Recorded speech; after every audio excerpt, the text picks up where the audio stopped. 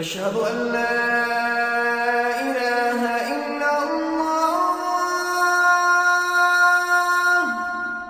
السلام عليكم ورحمة الله وبركاته.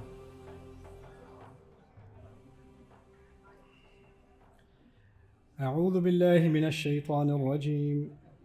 سيقول لك المخلفون من الأعراب شغلتنا أموالنا وأهلنا فاستغفر لنا يقولون بألسنتهم ما ليس في قلوبهم قل فمن يملك لكم من الله شيئا إن أراد بكم ضرا أو أراد بكم نفعا بل كان الله بما تعملون خبيرا بل ظننتم أن لن ينقلب الرسول والمؤمنون إلى أهليهم أبدا وزين ذلك في قلوبكم وظننتم ظن السوء وكنتم قوما بورا رب اشرح لي صدري ويسر لي أمري واحلل عقدة من لساني يفقهوا قولي فالحمد لله والصلاة والسلام على رسول الله وعلى آله وصحبه أجمعين أما بعد. Everyone, assalamu alaikum wa rahmatullahi ta'ala wa barakatuh. আয়াতটির বক্তব্য অনুযায়ী কোরআন এখন বিষয়বস্তু পরিবর্তন করে একটি বিশেষ দলের প্রতি ইঙ্গিত করেছে যাদেরকে বলা হয় আল মুখাল্লাফুন। আল মুখাল্লাফুন অর্থ যারা পেছনে থেকে গিয়েছিল। তারা রসুল সাল্লাল্লাহু আলাইহি সাল্লামের স্বপ্নের বাস্তব রূপদানের উদ্দেশ্যে মক্কা অভিমুখে অগ্রসর হওয়ার অভিযানে যোগ না দিয়ে পেছনে থেকে গিয়েছিল। আর মুসলিমরা মদিনায় ফিরে আসার আগেই এই সূরাটি নাজিল হয়েছিল। এখানে আল্লাহ সেই কথোপকথন সম্পর্কে জানাচ্ছেন রসুল সাল্লাল্লাহু আলাইহি সাল্লাম মদিনায় পৌঁছানোর পর যা ঘটবে এবং এই লোকগুলো তখন যা বলবে। তারা কিছু কথা বলবে আর আল্লাহ ইতিমধ্যে জানেন তারা কি বলবে। তিনি রসুল সাল্লাল্লাহু আলাইহি সাল্লামকে তা আগাম জানিয়ে দিচ্ছেন। سيقول لك المخلفون من الأعراب আরবদের মধ্য থেকে, গ্রাম্য আরবদের মধ্য থেকে যারা পেছনে রয়ে গিয়েছিল, অর্থাৎ কোনো কিছু তাদের পিছনে রেখেছিল, তাদের কাপুরুষতা তাদেরকে পেছনে রেখেছিল, তাদের মন্দ ইচ্ছা তাদেরকে পেছনে রেখেছিল, অথবা এমনকি আল্লাহও শাস্তিস্বরূপ তাদের পেছনে রাখতে পারেন। আরবদের মধ্যে যারা পেছনে রয়ে গিয়েছিল তারা বলবে, شغلتنا أموالنا وأهلنا, আমাদের ব্যবসা ও পরিবার আমাদেরকে ব্যস্ত রেখেছিল, তাই আমরা অভিযানে যেতে পারিনি। এখানে মজার বিষয় হলো তারা বলেনি যে اشتغلنا بأموالنا وأهلنا, আমরা আমাদের ব্যবসা ও পরিবার নিয়ে ব্যস্ত হয়ে পড়েছিলাম, বরং তারা বলছে আমাদের পরিবার আমাদেরকে ব্যস্ত রেখেছিল এবং আমাদের সম্পদ আমাদেরকে ব্যস্ত রেখেছিল। সুতরাং আমরা মূলত ব্যস্ত ছিলাম না, বরং এটা ব্যবসায়ের দোষ এবং পরিবারের দোষ। তারা আমাদেরকে ব্যস্ত করে রেখেছিল। বালাগা বা অলঙ্কার শাস্ত্রে এই ধারণাটিকে বলা হয় মুসনাদ ও মুসনাদ ইলাইহ, অর্থাৎ কার্যকারণকে কারো উপরে আরোপ করা হচ্ছে। তারা এই ব্যস্ততাকে নিজেদের উপর নয়, বরং সম্পদ ও সন্তানদের উপর আরোপ করছে। কারণ আমি কি করব, ব্যবসা, সম্পদ, পরিবার, অনেক বাধ্যবাধকতা, তাই আপনার সাথে যেতে পারিনি। তো شغلتنا أموالنا وأهلنا فاستغفر لنا, সুতরাং আমাদের জন্য ক্ষমা প্রার্থনা করুন। উল্লেখ্য যে রসুল সাল্লাল্লাহু আলাইহি সাল্লাম যখন তাদের জন্য ক্ষমা প্রার্থনা করবেন তা প্রকাশ্যে হবে, আর এর অর্থ এর মাধ্যমে এই লোকদেরকে স্বীকৃতি দেওয়া হবে। কারণ নবীজি কারো জন্য দোয়া করার অর্থ তারা যেন একটা সবুজ সংকেত পেয়ে গেল, তাই না? তারা এখন অনুমোদিত। সুতরাং এটা সমাজে তাদের গ্রহণযোগ্যতা পাওয়ার একটা কৌশল। লোকেরা মনে করবে না যে তারা মুনাফিক, কারণ রসুল নিজেই আমাদের জন্য দোয়া করেছেন। আসলে ইস্তেগফারের প্রতি তাদের কোনো আগ্রহ নেই, বরং মানুষের মধ্যে বিশ্বাসযোগ্যতা হারানোই তাদের মূল উদ্বেগের বিষয়। এটাই মূল উদ্বেগের বিষয়। তো তারা আপনার কাছে এসে এই কথা বলবে, يقولون بألسنتهم ما ليس في قلوبهم, তারা তাদের জিহ্বা দিয়ে এমন কথা বলবে যা তাদের হৃদয়ে নেই। অন্য কথায়, মদিনায় এবং আমাদের জীবনেও এমন অনেক লোক থাকবে যাদেরকে দেখে মনে হবে যে তারা ধর্মের সাথে সম্পর্কিত কিছু চাইছে, কিন্তু মূলত এর সাথে ধর্মের কোনো সম্পর্ক নেই। এটা আসলে তাদের সামাজিক অবস্থানের সাথে সম্পর্কিত। তো ধর্মকে শুধুমাত্র ব্যবহার করা হচ্ছে সামাজিক আবরণ হিসেবে, নির্দিষ্ট দল, গোষ্ঠী বা জনসমষ্টির মাঝে বিশেষ ভাবমূর্তি বজায় রাখার জন্য। আর এটা এক ধরনের ভণ্ডামি, নিজেকে ধার্মিক হিসেবে উপস্থাপন করা বা অনুমোদিত হিসেবে প্রতিপন্ন করা। এটি এমন একটি মনস্তত্ত্ব যা বহু সমাজে বিদ্যমান, তাই না? কেউ যত বেশি ধরা পড়ার আতঙ্কে থাকে, তত বেশি তার ধর্মীয় ছদ্মবেশ ধারণ করার প্রয়োজন পড়ে। তাই আপনি দেখতে পাবেন যে সবচেয়ে নিকৃষ্ট মানুষদের কারো কারো বাহ্যিক অবয়ব দেখে তাদেরকে অত্যন্ত ধর্মপরায়ণ বলে মনে হয়। নিকৃষ্ট ধরনের কিছু মানুষ, তারা মানুষের অগোচরে ক্ষতি করে, ব্যবসায় প্রতারণা করে, স্ত্রীর মোহরানা আদায় করে না, উত্তরাধিকার অস্বীকার করে, সব ধরনের হারাম ব্যবসা চালায়, ধার করা টাকা ফেরত দেয় না, অপবাদ দেয়, প্রতারণা করে, মিথ্যা বলে, সব ধরনের খারাপ কাজ করে, সব অন্যায়, অনৈতিক কাজ। কিন্তু বাহ্যিক অবয়বে তারা অত্যন্ত ধর্মপরায়ণ, অর্থাৎ তারা নামাজ পড়ে অথবা ইসলামিক কোনো কাজ করে, তা প্রদর্শনের চেষ্টা করবে, তাই না? পোশাক, চেহারা সবই অত্যন্ত ধার্মিক, তাই না? আর এর ফলে সাধারণ মুসলিমগণ ভাবে যে ধার্মিক মানুষগুলো তো নিকৃষ্ট মানুষ, এরা আসলেই বিপদগামী। আমি তো এমন অনেককে চিনি যাদের ধার্মিক অবয়ব নেই, কিন্তু তারা অনেক বেশি চমৎকার। আর এই ধার্মিক লোকগুলো কত খারাপ! আসলে তাদের ধার্মিক হওয়াটা এ কারণে নয়, বরং ঠিক উল্টোটাই সত্য। এর কারণ তারা মূলত ধার্মিক নয়, কিন্তু তারা ধর্মকে ছদ্মবেশ হিসেবে ব্যবহার করে, এটাকে ঢাল হিসেবে ব্যবহার করে। এরপর তারা তাদের কাজ যেভাবে চালানোর সেভাবেই চালায়, তাই না? তো এরকম তো অহরহ দেখতে পাওয়া যায়। এ বিষয়ে সবচেয়ে চোখে পড়ার মতো উদাহরণ, আমার শত আলোচনায়ও এর জন্য যথেষ্ট হবে না, কারণ এটি প্রচুর পরিমাণে ঘটছে। লক্ষ লক্ষ, কোটি কোটি মানুষ এমনটা করছে। আমার কাছে অবাক লাগে। উদাহরণস্বরূপ দক্ষিণ এশিয়া ও দক্ষিণ পূর্ব এশিয়া, যেমন ভারত, পাকিস্তান, বাংলাদেশ, নেপাল, এবং এভাবে এগিয়ে গেলে মালয়েশিয়া, ইন্দোনেশিয়া, সিঙ্গাপুর ও শ্রীলঙ্কা। এই অঞ্চলে মূলত পৃথিবীর বেশিরভাগ মানুষ বাস করে। দক্ষিণ এশিয়া ও দক্ষিণ পূর্ব এশিয়া একত্রে পৃথিবীর সবচেয়ে ঘনবসতিপূর্ণ অঞ্চল। আর মজার বিষয় হলো, এটি পৃথিবীতে মুসলিমদেরও সবচেয়ে ঘনবসতিপূর্ণ অঞ্চলগুলোর একটি। সুতরাং আসুন এক মুহূর্তের জন্য মুসলিমদের নিয়ে কথা বলা যাক। যখন কোনো নারী তালাকপ্রাপ্ত হয়, যেমন স্বামী স্ত্রীর মধ্যে ঝগড়া হলো, লোকটি বলল তালাক। যদি আপনি পাকিস্তানে থাকেন, তাহলে 3 বার না বললে তা তালাক বলে গণ্য হবে না, কারণ কিছু নির্বোধ মানুষ তাদেরকে শিখিয়েছে যে তোমাকে 3 বার তালাক বলতে হবে। তাই তারা এমনকি তালাক শব্দটি একবারে উচ্চারণ করতেই জানে না। তালাক তালাক তালাক। যখন সে এমনটা করে, তখন মেয়েটি বা স্ত্রীটির কি হয়? লোকটি মেয়ের বাড়িতে ফোন করে বলে, আপনাদের মেয়ের সাথে আমার সম্পর্ক শেষ, তাকে নিয়ে যান, সে আর আমার স্ত্রী নয়, আমি তাকে তালাক দিলাম। এটা অহরহ, লক্ষ লক্ষ পরিবারে এমনটা ঘটে। আর প্রসঙ্গক্রমে লোকটি কিন্তু ধার্মিক, বড় দাড়ি রয়েছে, গত বছর হজ করেছে, এমনকি সেখানে সেলফিও তুলেছে, ইসলামিক সেলফি। সে এরকম। কোরআনে সূরা তালাক নাজিল হয়েছে। কোরআন নাজিল হওয়ার পর দীর্ঘ সময় অতিক্রান্ত হয়েছে, এটা লুকানো কোনো বিষয় না। কোরআন বলছে, إذا طلقتم النساء فطلقوهن لعدتهن وأحصوا العدة। যখন তোমরা নারীদের তালাক দাও, তখন ইদ্যতের সময় পূর্ণ হওয়া পর্যন্ত তাদেরকে সময় দাও, যা হলো 3টি মাসিক চক্র। নিশ্চিত করবে যে তুমি এই সময় পূর্ণ করেছ। لا تخرجوهن من بيوتهن। মনোযোগ দিয়ে শুনুন, তাদেরকে নিজেদের ঘর থেকে বের করে দিও না ওই 3 মাসে। এমনকি ঘরটি যদি তোমার মালিকানাধীন হয়, ওই 3 মাসে এটি তার ঘর। এমনকি যদি তুমি জীবনে কখনো তার সাথে ভালো ব্যবহার নাও করে থাকো, ওই 3 মাসে সে তোমার অতিথি নয়, সে তোমার ঘরে থাকছে না, এটি তার ঘর। এবং আল্লাহ তাকে পূর্ণ অধিকার দিয়েছেন। তাদের ঘর থেকে তাদেরকে বের করে দিও না। ওয়ালা ইয়াখরুজনা, আর তারাও বের হবে না, তাদের বের হওয়া উচিত না। সুতরাং 3টি মাসিক চক্র পর্যন্ত সে বের হবে না, আর স্বামীও তাকে বের করে দিবে না। ঠিক আছে? এখন মানুষ বলতে পারে, ঠিক আছে, আমি তাকে বের করব না, কিন্তু এর মানে এই না যে আমি তাকে নিশ্চিন্তে থাকতে দিব। আমি বিদ্যুৎ বিচ্ছিন্ন করে দিব, পানি বন্ধ করে দিব।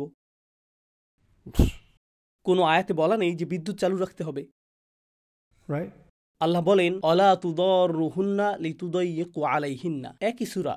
তিনি বলেন তাদেরকে এমন কোনো ক্ষতি করবে না যার ফলে তারা অস্বস্তি বোধ করে। তো এখানে বলা হলো তুদররুহুন্না, তাদের ক্ষতি করা, লিতুদাইয়িকু আলাইহিন্না, যার ফলে তারা ভিতরে অস্বস্তি বোধ করে। অর্থাৎ তোমাকে শুধু শারীরিক ক্ষতি থেকে বিরত থাকতে হবে না, তোমাকে নিশ্চিত করতে হবে যে তোমার কোনো কাজে সে যেন মানসিকভাবে আঘাত না পায়। কারণ স্পষ্টতই তোমরা একে অপরকে মানসিকভাবে সামলাতে পারছিলে না, কিন্তু বিশেষ এই সময়ে তোমাকে আগের চেয়েও ভালো হতে হবে। কারণ আল্লাহ বলছেন, এখন তুমি আমার নির্ধারিত সময়ে প্রবেশ করছো, যখন তুমি ইদ্যতের সময়সীমায় প্রবেশ করেছো। এর আগ পর্যন্ত তোমরা ছিলে স্বামী স্ত্রী, সেটা ছিল তোমার স্ত্রীর মধ্যকার ব্যাপার। কিন্তু যেই মুহূর্তে তুমি তলাক উচ্চারণ করলে, এটি এখন তুমি, আল্লাহ ও তোমার স্ত্রীর মধ্যে। তোমার বোঝাপড়া এখন তার সাথে নয়, বরং সরাসরি আল্লাহর সাথে। আর আল্লাহ বলেছেন, এটা তোমার সময় নয়, এটা আমার সময়। আমি তাকে এই ইদ্যত দিয়েছি, আর তুমি তার সাথে সেভাবেই আচরণ করবে যেরকমটা আমি আদেশ করেছি। এর আগ পর্যন্ত তোমরা বন্ধু হতে পারো, কখনো কখনো একে অপরের উপর রাগ করতে পারো, কিন্তু ওই 3 মাসে নয়। অলা তুদররুহুন্না লিতুদাইয়িকু আলাইহিন্না। এই 3 মাসের জন্য। এখন আপনারা আমাকে বলুন, ধার্মিক মুসলিম পরিবারগুলো হিজাব, দাড়ি, পূর্ণ ইসলামিক অবয়ব, আর সেই হিজাবি মা যিনি প্রতি সপ্তাহে ইসলামী আসরের আয়োজন করেন, তিনি বলছেন আমার ঘর থেকে বের হয়ে যাও, এটা আমার ছেলের ঘর। আর সেই সপ্তাহে তিনি সূরা তালাকের তাফসীর নিয়ে আলোচনা করেন। বুঝতে পারছেন বিষয়টা? এটা কোন ধর্ম? এটা কোন ধর্ম? আমাদের সমাজে এত বেশি গুরুত্ব দেওয়া হয় মুরগিটি কোথা থেকে কিনেছো, এটা কি হালাল মুরগি, এটা কি জবিহা হালাল, এটা কি সুবার জবিহা হালাল, ছুরিটা কি হালাল, লোকটা কি হালাল, তার হাত কি হালাল, হালাল কতটা হালাল। আপনি নিশ্চিত করেন যে এটা হালাল, কিন্তু এই সকল হারাম কাজ আপনি প্রকাশ্যে করছেন, আল্লাহর আয়াতকে উপহাস করছেন। এতে কোনো সমস্যা নেই, কোনো সমস্যা নেই, এগুলো কোনো ব্যাপারই না। মানুষ নিশ্চিত করে, এভাবে চেক করে নিশ্চিত করে, ভাই ভাই আপনার কাপড় গোড়ালির কিছুটা নিচে নেমে গেছে, أما أسفل الكعبين ففي النار. গোড়ালির নিচে থাকলে সে অংশ জাহান্নামে যাবে।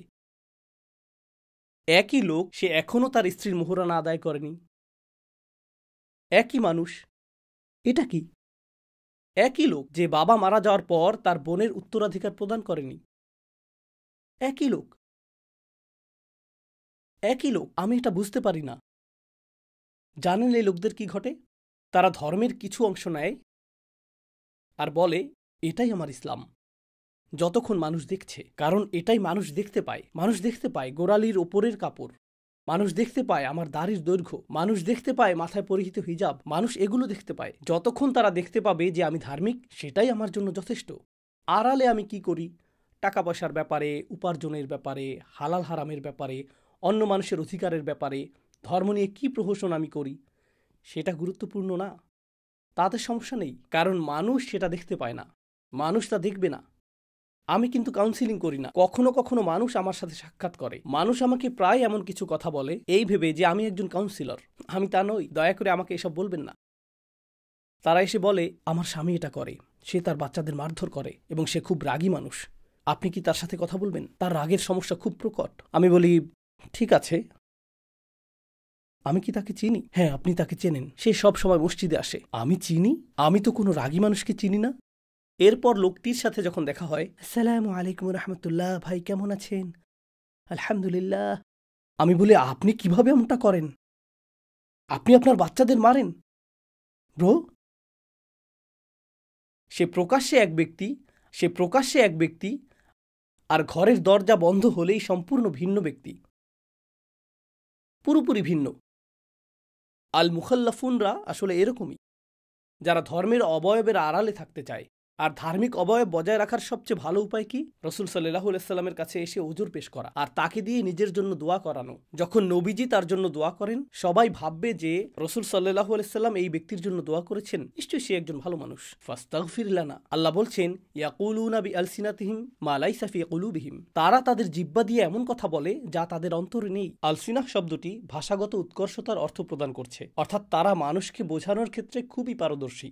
যদি আফওয়াহ শব্দটি ব্যবহৃত হতো, এর অর্থ হতো তারা বকবক করে। এর আরেকটি অর্থ তারা অর্থহীন কথা বলে। কিন্তু আলসিনাহ মানে তারা খুবই চতুর, কথায় অত্যন্ত কৌশলী, কিন্তু তারা তাদের জিহ্বা দিয়ে এমন কথা বলে যা তাদের অন্তরে নেই।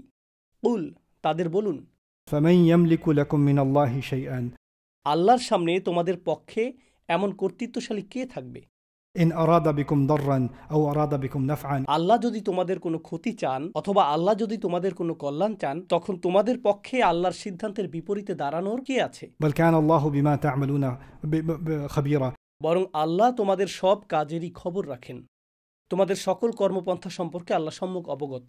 বাল, আসল বাস্তবতা হলো জনান্তুম, তোমরা আসলেই মনে করেছিলে যে أن لن ينقلب الرسول والمؤمنون إلى أهلهم أبدا, তোমরা আসলেই মনে করেছিলে যে রসূল ও ঈমানদারগণ আর কখনোই তাদের পরিবারের কাছে ফিরে আসবে না। তোমরা সেই মানুষ যারা নিশ্চিত ছিলে যে রসূল ও ঈমানদারগণ মৃত্যুমুখে পতিত হবেন, তাই তোমরা যুদ্ধে আসনি। পারিবারিক ব্যস্ততার জন্য না, ব্যবসায়িক ব্যস্ততার কারণেও না, বরং তোমরা ভেবেছিলে তারা আর ফিরে আসবে না, তারা মারা যাবে। وزين ذلك في قلوبكم, আর এই ধারণাটি তোমাদের অন্তরে প্রীতিকর হয়ে উঠেছিল। তারা মৃত্যুমুখে পতিত হবে, এটা তোমাদের আনন্দিত করেছিল। কিন্তু যখন তাদেরকে ফিরে আসতে দেখলে, ইউআযযিবাল মুনাফিকিনা ওয়াল মুনাফিকাত, মুনাফিকদেরকে এটা যন্ত্রণায় বিদ্ধ করছিল। যখন তারা নবীজিকে বেঁচে ফিরতে দেখল, এখন মুখ রক্ষার জন্য তাদেরকে নতুন পরিকল্পনা হাজির করতে হলো, আর এটাই ছিল তাদের পরিকল্পনা। আল্লাহ রসুল সাল্লাল্লাহু আলাইহি সাল্লামকে আগেই বলে দিলেন তারা আপনার সাথে এই খেলা খেলতে চাইবে। আমি আপনাকে তাদের কৌশলটি, তাদের পরিকল্পনাটি সম্পূর্ণরূপে জানিয়ে দিচ্ছি। তাই তিনি বলেন, وظننتم ظن السوء আর তোমরা সবচেয়ে নিকৃষ্ট ধারণা পোষণ করেছিলে। অকুন্তুম কওমান বুরা। বুরা শব্দটির একাধিক অর্থ রয়েছে। এর একটি অর্থ হলো তোমরা এমন এক সম্প্রদায় যারা সর্বদা অন্তঃসার শূন্য। বুর অর্থ খালিয়া, বুরা খালিয়া। বুরা অর্থ মৃতও বটে, যেমন বাজারটি নিষ্প্রাণ। دارت السوق আসুক বুর অর্থাৎ দোকানে কোনো ক্রেতা নেই, এটা ফাঁকা। যেমন আজকাল অনেক শপিং মলকে মৃত বাজারের মতো নিষ্প্রাণ দেখায়, তাই না? তো এটাকেও বুর বলা হয়। বুরের আরেকটি অর্থ এমন ব্যক্তি যাকে পরীক্ষা করা হয়। তোমরা এমন এক সম্প্রদায় যারা পরীক্ষার সম্মুখীন হয়েছে এবং ব্যর্থ হয়েছে। তোমরা ভিতরে ফাঁপা ও শূন্য সম্প্রদায়। অকুন্তুম কওমান বুরা। ومن لم يؤمن بالله ورسوله আর যে কখনো আল্লাহ ও তার রসুলের প্রতি ঈমানই আনেনি, فإنا أعتدنا للكافرين سعيرا আমরা কাফিরদের জন্য জ্বলন্ত অগ্নিকুণ্ড প্রস্তুত রেখেছি। তাদের এখন আর মুনাফিকুনও বলা হচ্ছে না, তাদেরকে কি বলা হচ্ছে? কাফির। এখানে মাত্রা বৃদ্ধি পেল, মুনাফিকুন থেকে কাফিরুনে উত্তরণ ঘটল। কারণ মুনাফিকরা সামাজিকভাবে মুসলিম হলেও আধ্যাত্মিকভাবে তারা কাফের। এটা আধ্যাত্মিক অবস্থা। তোমরা তাদেরকে কাফের ঘোষণা করতে পারো না, কিন্তু আল্লাহ তাদের আধ্যাত্মিক বাস্তবতা বর্ণনা করছেন। ولله ملك السماوات والأرض আকাশ ও পৃথিবীর রাজত্ব একমাত্র আল্লাহরই মালিকানাধীন। يغفر لمن يشاء ويعذب من يشاء তিনি যাকে চান ক্ষমা করেন আর যাকে চান শাস্তি প্রদান করেন। তিনি যাকে ইচ্ছা নিজ করুণায় সিক্ত করবেন, ক্ষমা করবেন। ওয়ায়ুআযযিবু মান ইয়াশা, আর যাকে ইচ্ছা তিনি শাস্তি দিবেন। প্রসঙ্গত আযাব শব্দটি সম্পর্কে জানেন? আযাব, যেটাকে আমরা শাস্তি বা নির্যাতন হিসেবে অনুবাদ করে থাকি, আযাব শব্দটি আসলে আযব থেকে এসেছে। আযব অর্থ মিষ্টতা, আর আযাব হলো লুগাতুস সালব, যার অর্থ সকল মিষ্টতা এবং আনন্দ মুছে ফেলা। যেমন কোনো সুখ অবশিষ্ট থাকবে না, সেটাই আযাব।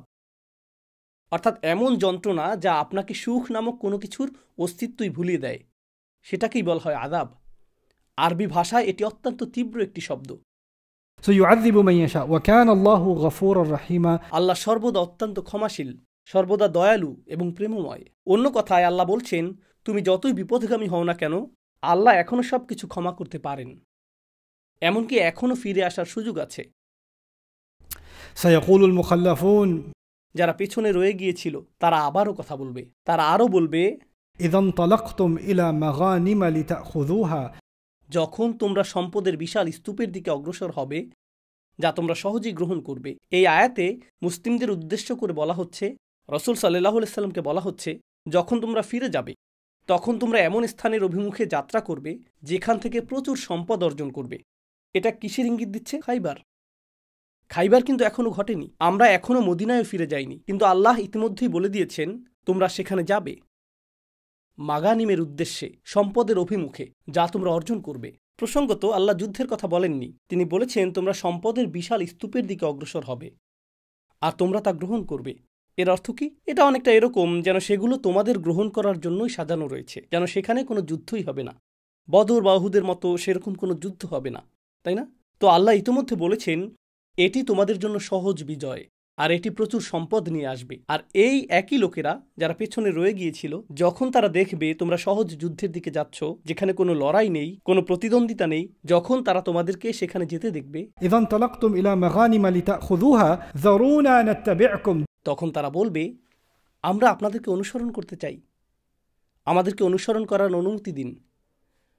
আমরা আল্লাহর পথে যুদ্ধ করার গৌরব অর্জন করতে চাই, আমরা আল্লাহর সন্তুষ্টির উদ্দেশ্যে লড়াই করতে চাই। কিন্তু নবী সাল্লাল্লাহু আলাইহি সাল্লাম যখন স্বপ্নের মাধ্যমে আদেশ পেয়ে উমরার জন্য রওনা হলেন, তখন আল্লাহর পথে লড়াই করার এই ইচ্ছা তোমাদের কোথায় ছিল? এরা তো নিজেদেরকে মৃত্যুমুখে পতিত করবে, তোমরা তো তখন যেতে চাওনি। কিন্তু এখন তারা অর্থ সম্পদ দেখলো, তাদের চোখের মণিতে ডলারের চিহ্ন ফুটে উঠল, আর তারা বলল আল্লাহর সন্তুষ্টির জন্য আমি আসতে চাই, জারুনা, আমরা কি আসতে পারি? এটা আরেকটি চিরন্তন সত্য। এমন মানুষ থাকবে যারা ইসলামের নামে কোনো কিছুর সাথে যুক্ত হতে চাইবে, কিন্তু তাদের অগভীর উদ্দেশ্য স্পষ্ট। অগভীর এই উদ্দেশ্য হলো টাকা, খ্যাতি অথবা অন্য কিছু, তাই না?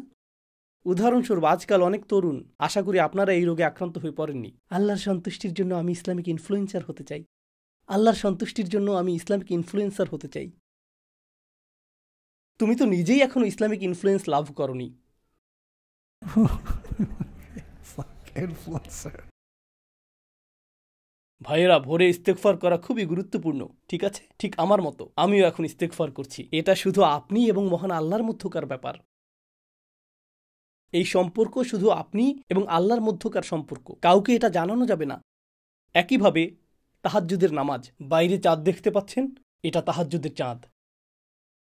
হ্যাঁ ভাইয়েরা, আপনাদের নিয়তকে খাঁটি রাখবেন। তাহাজ্জুদ বিষয়ক আমার আগামীকালকের লাইভে যুক্ত হন আল্লাহর সন্তুষ্টির উদ্দেশ্যে। তারা রসুল সাল্লাল্লাহু আলাইহি সাল্লামের কাছে এসে বলবে, হে নবী, আমরা আপনার অনুসরণ করতে চাই। আর আল্লাহ এখন তার নবীকে একটি নির্দেশনা দিলেন। কি সেই নির্দেশনা? এই লোকেরা যেহেতু হুদাইবিয়াতে বা উমরার উদ্দেশ্যে এই ভ্রমণে আপনার সাথে আসেনি, এর ফলে তারা আর যুদ্ধে অংশ নিতে পারবে না। কারণ এটা প্রমাণ করে যে তারা যুদ্ধক্ষেত্রে জীবন দিতে প্রস্তুত নয়। আর তুমি যদি যুদ্ধক্ষেত্রে জীবন দিতে প্রস্তুত নাও হও, তাহলে তুমি যুদ্ধক্ষেত্রের সম্পদ না, বরং বোঝা। কারণ যখন পরিস্থিতি কঠিন হবে, এই লোকদের থেকে কি আশা করা যায়? তারা পালিয়ে যাবে, তারা কৌশলগত অবস্থান ছেড়ে যাবে, যা মৃত্যুর দিকে নিয়ে যাবে। এদের কোথাও না নেয়াটাই উত্তম। তো যখন তারা আপনার কাছে এসে এই কথা বলে, আল্লাহ বলেন, يريدون أن يبدلوا كلام الله তারা আল্লাহর বাণী পরিবর্তন অথবা প্রতিস্থাপন করতে চায়। আল্লাহ তার সিদ্ধান্ত জানিয়ে দিয়েছেন। আল্লাহর কালামটি কি? কুল, তাদেরকে বলুন, লান তাত্তাবিউনা, তোমরা কখনো আমাদের অনুসরণ করবে না। এটি শব্দের খেলা। তোমরা কখনোই আমাদেরকে অনুসরণ করবে না, ইসলামের ক্ষেত্রেও না, এই অভিযানেও না। এমনিতেই তো তোমরা ঐকান্তিক অনুসারী নও। এতদিন তো তোমরা অনুসরণ করনি, এখন কেন অনুসরণ করতে চাও? لن تتبعونا كذلكم قال الله من قبل আর প্রসঙ্গত আল্লাহ ইতিমধ্যে আগেই এই কথা বলে দিয়েছেন। অর্থাৎ এই আয়াতটি এই কথোপকথনের আগেই নাজিল হয়েছে। এই কথোপকথনটি ঘটবে যখন তারা মদিনায় ফিরে গিয়ে এরপর খাইবার যাওয়ার প্রস্তুতি নেবে। আর তারা বলবে, যারুনা নাত্তাবিউকুম। তখন আপনি বলবেন, লান তাত্তাবিউনা কাযালিকা ক্বালাল্লাহু মিন ক্বাবল, তোমরা আমাদের অনুসরণ করবে না। তারা বলবে, কোথা থেকে আবার এই কথা বলছো? আল্লাহ ইতিমধ্যে এটা বলে দিয়েছেন। তুমি সূরাটি শুনোনি? সবাই তো তোমাকে নিয়েই কথা বলছে, তুমি তো সেলিব্রিটি ভাই। ফাসায়াকুলুনা, জবাবে তারা তখন বলবে, বাল তাহসুদুনানা, তোমরা শুধু আমাদের প্রতি ঈর্ষান্বিত। এটাই তারা বলবে, তোমরা ঈর্ষা করছো, কারণ তোমরা হুদাইবিয়া পর্যন্ত গিয়ে সেখানে বহনকারী পশুগুলোকে হারিয়ে গরিব হয়ে ফেরত এসেছো, আর আমরা সেই ভুল করিনি। তাই তোমরা মনক্ষুণ্ণ হয়েছো এজন্য যে আমরা এই বিপর্যয় এড়াতে সক্ষম হয়েছি। তাই তোমরা আমাদেরকে এই সম্পদ পেতে দিতে চাচ্ছ না। বাল, আর যখন তারা এমন কথা বলে আপনাকে উত্তেজিত করতে চায়, প্রসঙ্গত মানুষ যখন এরকম কথা বলে, তখন আপনার মনে হয় আমাকে জবাব দিতে হবে। এখানে তারা মূলত সোশ্যাল মিডিয়ার ট্রলে পরিণত হলো। বাল তাহসুদুনানা, তোমরা শুধু ঈর্ষা করো। আর আল্লাহ কি বলছেন? বাল কানু লা ইয়াফকাহুনা ইল্লা কলিলা, বরং তোমরা সামান্য কিছু ছাড়া আসলে কিছুই বোঝো না। এরা অত্যন্ত ক্ষুদ্র বুদ্ধির মানুষ। আল্লাহ বলছেন, যখন মানুষ আপনাকে উত্তেজিত করতে চায়, এটা এই ইঙ্গিত প্রদান করে যে তাদের বুদ্ধির পরিমাণ আনুবীক্ষণিক, অতি ক্ষুদ্র। তাই এদের সাথে সংলাপ অপ্রয়োজনীয়। যখন তারা বলে বাল তাহসুদুনানা, আল্লাহর জবাব হলো তারা সামান্যই বোঝে। এরকমই হওয়ার কথা। বোকাদের থেকে এটুকুই আশা করা যায়। بل كانوا لا يفقهون إلا قليلا এটা আমাদের শিখাচ্ছে কিভাবে আমরা এগুলো মোকাবেলা করব। আজকাল মানুষ অনলাইনে কিছু দেখলে সঠিকভাবে তাতে মনোযোগ দেয় না। তারা শুধু কমেন্ট পড়ে, তারা শুধু নিচের মন্তব্যগুলো পড়ে। আমার সমস্যা হলো, আমি কখনো ইতিবাচক মনোভাবের কারণে কমেন্ট করিনি। মাঝে মাঝে আমি মজা করার জন্য ফিরতি কমেন্ট করি, এমন মানুষের উদ্দেশ্যে যারা আমাকে নিয়ে কমেন্ট করে, শুধুমাত্র মজা নেওয়ার জন্য, কারণ আমি এটা উপভোগ করি। একবার এক লোক আমার দাড়ির সাইজ নিয়ে ক্ষুব্ধ হয়ে লিখল, ভাই আপনার দাড়ির ঠিক নেই, কিন্তু সে বিয়ার্ড বানান ভুল করে ব্রেড লিখেছিল, অর্থাৎ আপনার রুটির ঠিক নেই। তো আমি জবাব দিলাম, wheat are you saying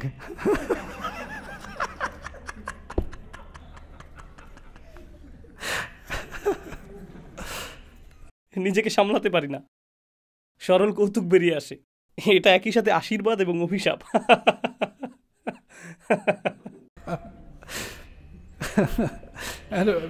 একবার আমার একটা ছবিতে স্যুট পরিহিত ছিলাম। এক লোক বলল, ভাই পোশাকটি ঠিক হয়নি। তার প্রোফাইল পিকচারে সে সানগ্লাস পরেছিল। তো আমি বললাম, আপনি ঠিক বলেছেন, আমি সানগ্লাস পরতে ভুলে গিয়েছিলাম।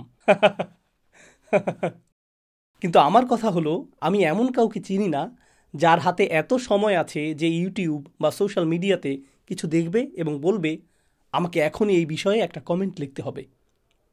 আমি এমনকি আমার জীবনের গুরুত্বপূর্ণ ব্যক্তি এবং সহকর্মীদের মেসেজে রিপ্লাই দিবার ঠিকমতো সময় পাই না। ভিডিওতে কমেন্ট করার সময় কোথা থেকে পাবো? যারা এই ধরনের কাজ করে তাদের হাতে এক ধরনের বিশেষ সময় থাকে, তাই না? তাদের সেই কমেন্ট থেকে অনেক সময় বুঝতে পারবেন যে তাদের মস্তিষ্কের নিউরনগুলোর একটি থেকে আরেকটির দূরত্ব কত বেশি। Right?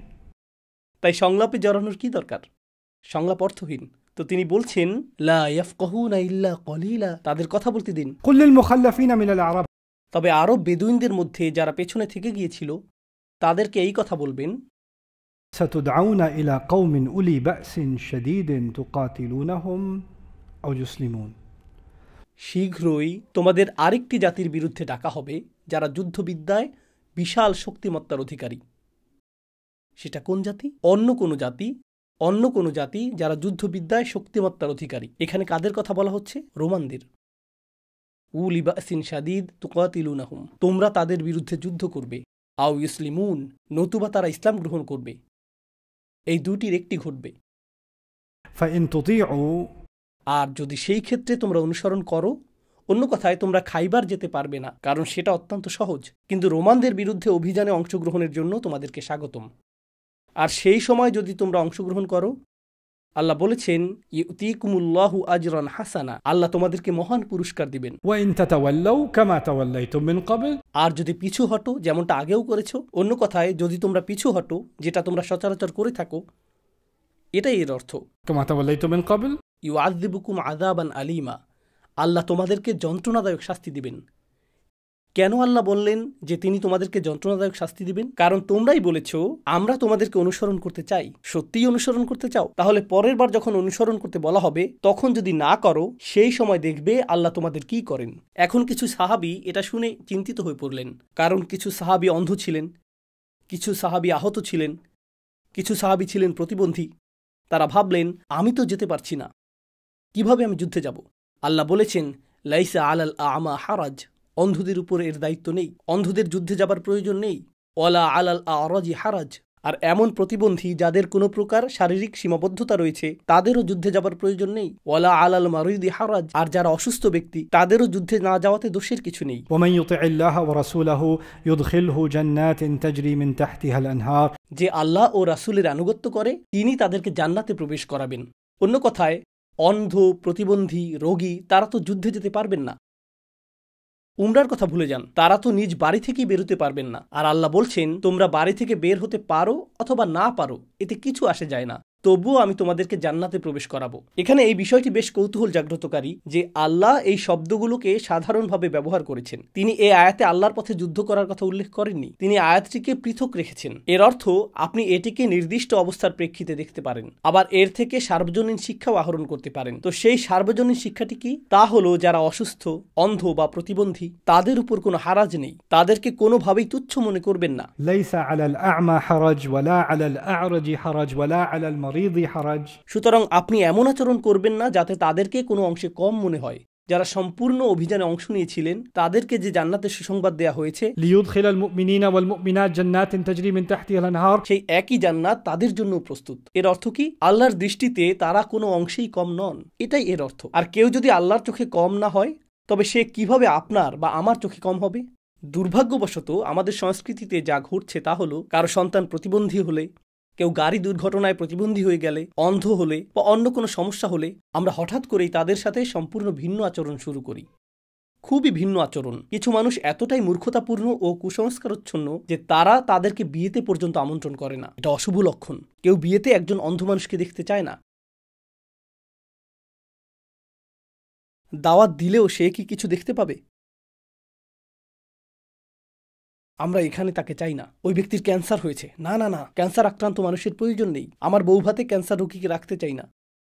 সত্যি? আপনি কি মনে করেছেন যে আল্লাহ আপনার এই আচরণ সম্পর্কে জিজ্ঞাসাবাদ করবেন না? এটা করা কি ঠিক? অপরিচিতদের সাথে তো আছেই, মানুষ নিজের পরিবারের সাথেও এমনটা করে থাকে। মানুষ নিজের পরিবারের সাথে এমনটা করে থাকে। সুবহানাল্লাহ। يدخله جنات تجري من تحتها الأنهار ومن يتولى আর যে মুখ ফিরিয়ে নেয় ইউআযযিবুহু আযাবান আলীমা, আল্লাহ তাকে যন্ত্রণাদায়ক শাস্তি দেবেন। এই আয়াত আমাদেরকে এই শিক্ষাও দেয় যে আপনি যদি প্রতিবন্ধী, অসুস্থ, দরিদ্র বা কোনোভাবে পিছিয়ে থাকেন, তবুও আপনাকে সাধ্য অনুযায়ী আল্লাহর আনুগত্য করতে হবে। হাসপাতালের বিছানায় শুয়ে থেকেও আপনি আল্লাহ থেকে মুখ ফিরিয়ে নিতে পারেন। আর যে আল্লাহ থেকে মুখ ফিরিয়ে নেয়, আল্লাহ তাকে কঠিন শাস্তি দেবেন। তো আল্লাহর অবাধ্য হতে সম্পূর্ণ সুস্থ হওয়া প্রয়োজন নেই। আপনার হৃদয় দ্বারা, জিহ্বা দ্বারাও অবাধ্যতা প্রকাশ পেতে পারে। আপনার শরীরের কোনো অঙ্গ না নড়লেও আপনার জিহ্বা কুফরি কথা বলতে পারে। ইয়া তাওয়াল্লা, সে মুখ ফিরিয়ে নিয়েছে। সুতরাং পাপ কাজ করার সম্ভাবনা সকলেরই রয়েছে। لقد رضي الله عن المؤمنين إذ يبايعونك تحت الشجرة আল্লাহ ইতিমধ্যেই সেসব মুমিনদের প্রতি সন্তুষ্ট হয়েছেন যারা গাছের নিচে আপনার কাছে শপথ গ্রহণ করেছিল। فعلم ما في قلوبهم তিনি জানতেন তাদের হৃদয়ের অভ্যন্তরে কি আছে, فأنزل السكينة عليهم আর তিনি তাদের উপর প্রশান্তি নাজিল করলেন। এখন আমরা দু ধরনের প্রশান্তি সম্পর্কে শিখলাম। একটি ছিল ভিতরগত, অন্যটি হলো উপরে। তো এর দ্বারা তারা আচ্ছাদিত হয়েছিলেন এবং এটা তাদের হৃদয়ে প্রবেশ করানো হয়েছিল। ওয়া আসাবাহুম ফাতহান করিবা, এবং তিনি তাদের নিকটবর্তী একটি বিজয়ের সংস্পর্শে আনলেন। সেই নিকটবর্তী বিজয়টি কি? আসন্ন ছোট সেই বিজয়টি হলো খাইবার। প্রসঙ্গত, খাইবার থেকে প্রাপ্ত সম্পদ ছিল এ পর্যন্ত অর্জিত সম্পদের মধ্যে সর্বাধিক। অথচ আল্লাহ এটাকে কেবল নিকটবর্তী বিজয় বলে উল্লেখ করেছেন। কিন্তু প্রথমে বর্ণিত বড় সেই বিজয়, সুস্পষ্ট সেই বিজয়, ইন্না ফাতাহনা লাকা ফাতহাম মুবিনা, সেটা ইতোমধ্যেই হুদাইবিয়াতেই ঘটে গেছে। সুতরাং আল্লাহর দৃষ্টিতে বস্তুগত বিজয়ের তেমন গুরুত্ব নেই, কারণ রিজিক আল্লাহর হাতে। নৈতিক বিজয়, আধ্যাত্মিক বিজয়, কৌশলগত বিজয়, সেটাই অনেক বেশি গুরুত্বপূর্ণ। অমাগানিমা কাসীরাতান ইয়াখুযুনাহা, এবং অনেক অনেক যুদ্ধলব্ধ সম্পদ আসবে যা তোমরা গ্রহণ করবে। ওয়াকান আল্লাহু আজিজান হাকিমা, আর আল্লাহ সর্বদাই চূড়ান্ত কর্তৃত্বের অধিকারী, প্রজ্ঞাময়। وعدكم الله مغانم كثيرة আল্লাহ তোমাদেরকে অগণিত যুদ্ধলব্ধ সম্পদের প্রতিশ্রুতি দিয়েছেন, যেগুলো তোমরা সহজেই গ্রহণ করবে। ফাআজ্জালা লাকুম হাযিহি, আর আল্লাহ এর কোনোটি তোমাদের জন্য ত্বরান্বিত করেছেন, অর্থাৎ আল্লাহ এগুলোকে দ্রুততর করেছেন। তোমাদেরকে দীর্ঘ অপেক্ষা করতে হবে না। এটা আমি আগামীকাল বিস্তারিত বলবো। তো গত পর্বে এবং এই পর্বে আমি আপনাদের যে ইতিহাস বলেছি তা ছিল এই সূরা নাজিল হওয়ার আগের ঘটনা, তাই না? এরপর সূরাটি নাজিল হলো, কিন্তু এখন সূরাটি এমন কিছু ঘটনার কথা বলছে যা সূরাটি নাজিলের পরে ঘটবে, অর্থাৎ এটি ভবিষ্যতের কথা বলছে। তো আমরাও সেগুলো ভবিষ্যতে আলোচনা করব। এগুলো কোন ঘটনার দিকে ইঙ্গিত করছে সেটা পরে আসছে। আমরা এক ধরনের প্রতীক্ষায় আছি, ঠিক যেমন সাহাবীরা প্রতীক্ষায় ছিলেন যে কোন বিষয়ে কথা বলা হচ্ছে। فعجل لكم هذه وكف أيدي الناس عنكم, আর আল্লাহ মানুষের হাতকে তোমাদের নিকট পৌঁছানো থেকে প্রতিহত করেছেন, অর্থাৎ মানুষ তোমাদের ক্ষতি করতে পারবে না। তোমরা এই যুদ্ধলব্ধ সম্পদগুলো সংগ্রহ করবে আর তোমাদের কোনো ক্ষতি হবে না। ولتكون آية للمؤمنين ويهديكم صراطا مستقيما, আর এটা হবে ঈমানদারদের জন্য একটি অসাধারণ নিদর্শন, আর তিনি তোমাদের সকলকে সরল পথে পরিচালিত করবেন। সেই সরল পথটি হলো বিজয়ের পথ। তো মক্কা বিজয়ের কৌশলগত রাস্তা এখন খুলে গেল। وأخرى এবং গৌণভাবে, অতিরিক্তভাবে لم تقدروا عليها, এমন ভূমি আছে যা তোমরা এখনো জয় করনি। এমন স্থান রয়েছে যা এখনো তোমাদের নিয়ন্ত্রণে নেই। অন্যান্য সম্পদ যা তোমরা এখনো সংগ্রহ করনি, قد أحاط الله بها, আল্লাহ ইতিমধ্যেই তোমাদের জন্য সেগুলো পরিবেষ্টন করে রেখেছেন। সেগুলো শুধু তোমরা গ্রহণ করবে সেই অপেক্ষায় রয়েছে। ভাষাগত দিকে লক্ষ্য করুন, বারবার কি উঠে আসছে? অনেক টাকা আসছে, অনেক সম্পদ আসছে, অনেক জমি আসছে, অনেক উপায় উপকরণ আসছে। এর সাথে আল্লাহ এই কি ওয়ার্ডটিও ব্যবহার করলেন, ওয়া উখরা। এটা গৌণ, যেন এটা কখনো তোমাদের লক্ষ্যই ছিল না। রাসূল সাল্লাল্লাহু আলাইহি সাল্লামের লক্ষ্য কখনো জমি, এলাকা বা সম্পদ ছিল না। আল্লাহ এগুলো উপজাত হিসেবে প্রদান করেছেন। এগুলো সবসময় দ্বিতীয় স্থানে, এগুলো শুধুই মাধ্যম। ওয়াকান আল্লাহু আলা কুল্লি শাইইন কদিরা, আল্লাহ সর্বদাই সবকিছুর উপর পূর্ণ ক্ষমতার অধিকারী। এখানে আল্লাহ আমাদের বলছেন যে ইসলামের উদ্দেশ্য ক্ষমতা নয়, ইসলামের উদ্দেশ্য ভূখণ্ড নয়। ইসলামের উদ্দেশ্য ছিল এর চেয়েও মহৎ। ভূখণ্ড এমনিতেই চলে আসবে। উপনিবেশ পরবর্তী সময়ে ইসলামী আন্দোলনগুলোর যে সংকট তৈরি হয় তা হল ক্ষমতার প্রতি অতিমাত্রায় এক ধরনের মোহবিষ্টতা তৈরি হয়। এই মোহবিষ্টতা ছিল আমাদের ভূখণ্ডের অধিকার নিতে হবে, আমাদেরকে রাষ্ট্রীয় ক্ষমতা গ্রহণ করতে হবে। রাষ্ট্রীয় ক্ষমতার সমস্যা হলো, ধরুন কোনো মুসলিম দেশে যেমন পাকিস্তানে কিছু ইসলামপন্থী মানুষ হুট করে ক্ষমতা দখল করল, কিছু ধর্মভীরু সামরিক জেনারেল বলল, আমরা দেশে ইসলামী শাসন প্রতিষ্ঠা করব, শরিয়া আইন বাস্তবায়ন করব। এখন সবার অবস্থা এরকম, তাকবীর, তাই না? আর আমরা আসলেই আনন্দিত, কারণ এখন আমরা পূর্ণাঙ্গ ইসলামিক রাষ্ট্র পেলাম। ইসলামিক আইন অনুযায়ী সব হারাম জিনিস অপসারণ করা হবে, নাইট ক্লাব বন্ধ করা হবে, বার বন্ধ করা হবে, সুদ বিলুপ্ত হবে, রাতারাতি সব কিছু পরিবর্তিত হলো। এটাই কি আসলে ইসলামের উদ্দেশ্য? যদি তাই হয়, তাহলে আপনি ইসলামের আইন এমন এক জনগণের উপর চাপিয়ে দিচ্ছেন যাদের বেশিরভাগেরই এই আইনের প্রতি কোনো আগ্রহ নেই, তারা এটা মানতেও চায় না। তো আপনি নিশ্চিত করছেন যে মানুষ আল্লাহর সন্তুষ্টির পরিবর্তে ভিন্ন উদ্দেশ্যে এই আইন মানছে, যার অর্থ আপনি মুনাফিকির এক বিশাল সংস্কৃতি তৈরি করছেন। মুনাফিকির বিশাল বড় এক সংস্কৃতি। উদাহরণস্বরূপ, ইরানে তাদের নিজস্ব ধরনের শরিয়া আইন বাস্তবায়ন করা হয়েছে, তাই না? শিয়া জনগণের নিজস্ব শরিয়া আইন রয়েছে। তাদের নিজেদের মধ্য থেকে কতগুলো বিদ্রোহ ও প্রতিবাদ ঘটে যাচ্ছে। কেন? যদি ইসলামের উদ্দেশ্য হয় সরকার প্রতিষ্ঠা করে, আইন প্রণয়ন করে শূকরের মাংস বিক্রি নিষিদ্ধ করা, মদ নিষিদ্ধ করা, এটাকে যদি ইসলামের উদ্দেশ্য বলে আপনার মনে হয়, সেটা আপনি মনে করতে পারেন। কিন্তু আপনি যদি রাসূল সাল্লাল্লাহু আলাইহি ওয়াসাল্লামের সিরাত অধ্যয়ন করেন, তাহলে লক্ষ্য করবেন প্রথম উদ্দেশ্য ছিল মূলত এমন মানুষ তৈরি করা যাদেরকে আল্লাহর আনুগত্য করাতে সরকারি নিয়ন্ত্রণের প্রয়োজন পড়বে না। তাদেরকে রোজা রাখানোর জন্য সরকারি নির্দেশের প্রয়োজন হবে না। মদ পান বন্ধ করতে তাদেরকে সরকারি আইনের অপেক্ষায় থাকতে হবে না। রাসূল সাল্লাল্লাহু আলাইহি ওয়াসাল্লামের সিরাতে সবচেয়ে বিস্ময়কর যেসব পরিবর্তন ঘটে গিয়েছে, যে বিপ্লব সাধিত হয়েছে, এমনকি খিলাফত প্রতিষ্ঠা, খিলাফত ব্যবস্থাটিও এমন মানুষদের হাত ধরে এসেছে যারা ইতিমধ্যেই নিজে থেকেই আল্লাহর প্রতি পূর্ণ অনুগত ছিলেন। তাদের সংখ্যাগরিষ্ঠ সংখ্যক ইতিমধ্যেই আল্লাহর আনুগত্যে নিমজ্জিত ছিলেন। স্বাভাবিকভাবেই তারা এমন একটি ব্যবস্থা প্রতিষ্ঠা করলেন যা তাদের নিজেদের বিশ্বভাবনার সাথে ছিল সামঞ্জস্যপূর্ণ। তারা ইতিমধ্যে আল্লাহর কিতাব এবং তার রসুলের প্রতি অনুগত। এখন আপনি যদি এটা জনগণের উপর জোরপূর্বক চাপিয়ে দেন, তাহলে এটা কি লা ইকরাহা ফিদ্দিন বা ধর্মে কোনো জবরদস্তি নেই এর এক ধরনের লঙ্ঘন হবে না? আমার স্মরণ আছে, আমার শৈশব কেটেছে সৌদি আরবে। এখন সেখানে আর এই নিয়ম নেই। আগে সেখানে মুতাওয়া ছিল, রিয়াদে, যেখানে আমার শৈশব কেটেছে। যদি আসরের সময় আপনি রাস্তায় থাকেন আর আজান হয়ে যায়, তাহলে আপনার রাস্তায় না থাকাটাই বরং উত্তম। সেখানে পুলিশ অনুমোদিত এক ধরনের বিশেষ কর্মচারী ছিল যাদের বলা হতো মুতাওয়া। তাদের হাতে লম্বা একটা লাঠি থাকত। বেনামাজি অবস্থায় কাউকে দেখলে তারা মাথায় আঘাত করত। আপনি যদি দৌড়ে মসজিদে না যান, তাহলে তারা পুলিশ ডাকত। আর নামাজের সময় দোকান বন্ধ রাখতে হবে। কোনো দোকান খোলা পেলে দোকানদারদেরকে টেনে নিয়ে যাওয়া হতো। আর আমাদের আশেপাশে অনেক বাংলাদেশি মুসলিম, ভারতীয় মুসলিম, পাকিস্তানি মুসলিম, শ্রীলঙ্কান মুসলিম থাকতেন। কিন্তু সেখানে শ্রীলঙ্কান হিন্দু ও খ্রিস্টানরাও ছিল। তাদেরকেও মাঝে মাঝে জোর করে মসজিদে টেনে আনা হতো। তারা তো আরবি বোঝে না। তারা শুনতো সবাই বলছে আসসালামু আলাইকুম, আর তারা উত্তর দিত ওয়ালাইকুম আসসালাম। সালাহ সালাহ, নো নো নো সালাহ, না বললেই মার। তার জীবনের প্রথম সালাহ হলো এরকম। আল্লাহু আকবার, তাকবীর। এমনকি মুসলিমদেরকেও নামাজের জন্য মার খেতে হতো। আপনি কি মনে করেন এটা ইসলামের উদ্দেশ্য? রাসূল সাল্লাল্লাহু আলাইহি ওয়াসাল্লাম যখন ফজরের নামাজ পড়তেন, কোনো সাহাবী নামাজে না এলে এ বিষয়ে শক্ত কিছু হাদিস রয়েছে, কিন্তু কোনো হাদিসেই বলা হয়নি ঘাড় ধরে টেনে নিয়ে এসে নামাজ পড়াও। কোনো হাদিসেই নেই। পরবর্তীতে ওমর রাদিয়াল্লাহু তাআলা আনহুর সময়ের ঘটনা। তিনি এক ব্যক্তিকে বাড়িতে মদ পান করতে দেখলেন। তিনি রাস্তায় হাঁটতেন, তাই না? জানালা খোলা ছিল, ভেতরে লোকটিকে মাতাল অবস্থায় দেখতে পেলেন। ওমর রাদিয়াল্লাহু তাআলা আনহু বললেন, তুমি হারাম কাজ করছো। লোকটি বলল, আমি একটি হারাম কাজ করেছি, আপনি করেছেন তিনটি। প্রথমত, আপনি আমার ঘরের ভেতরে উকি দিয়েছেন। দ্বিতীয়ত, আপনি অনুমতি ছাড়া প্রবেশ করেছেন। তৃতীয়ত, আপনি ধারণা করেছেন। কিভাবে জানলেন যে এটা মদ? উমর ইবনুল খাত্তাব তাকে ছেড়ে দিলেন।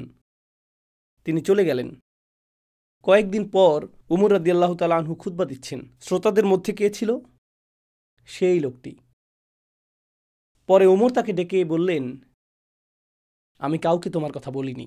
লোকটি বলল, সেদিনের পর থেকে আমিও মদ ছেড়ে দিয়েছি।